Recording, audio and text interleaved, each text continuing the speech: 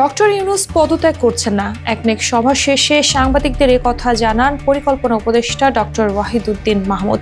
তিনি বলেন, প্রধান উপদেষ্টা যাচ্ছেন না, তিনি চলে যাবেন বলেননি, তিনি অবশ্যই থাকছেন। প্রধান উপদেষ্টার পদত্যাগ গুঞ্জনের মধ্যেই সকালে জাতীয় অর্থনৈতিক পরিষদের নির্বাহী কমিটির সভা অনুষ্ঠিত হয়। সভা শেষে এনইসি সম্মেলন কক্ষে উপদেষ্টাদের রুদ্ধদ্বার বৈঠক হয়। চলমান বিষয়াবলী নিয়ে এই বৈঠকে আলোচনা হয়। প্রধান উপদেষ্টার সভাপতিত্বে বৈঠকে ১৯ জন উপদেষ্টা উপস্থিত ছিলেন। উপদেষ্টারা ছাড়া এই বৈঠকে কাউকে রাখা হয়নি।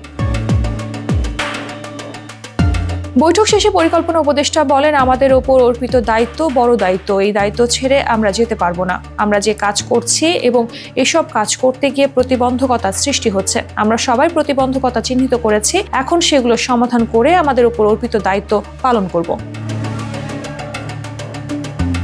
প্রধান উপদেষ্টা অধ্যাপক ইউনূস গত ২২ মে অন্য উপদেষ্টাদের সঙ্গে এক অনির্ধারিত বৈঠকে তার পদত্যাগের ভাবনার কথা বলেন। বিভিন্ন পক্ষের প্রতিবন্ধকতার পাশাপাশি রাজনৈতিক দলগুলোর অসহযোগিতায় তার সরকার কাজ করতে পারছে না বলে ক্ষোভ ও হতাশা প্রকাশ করেন তিনি। এরপরই সারা দেশে চাওর হয় তার পদত্যাগের গুঞ্জন।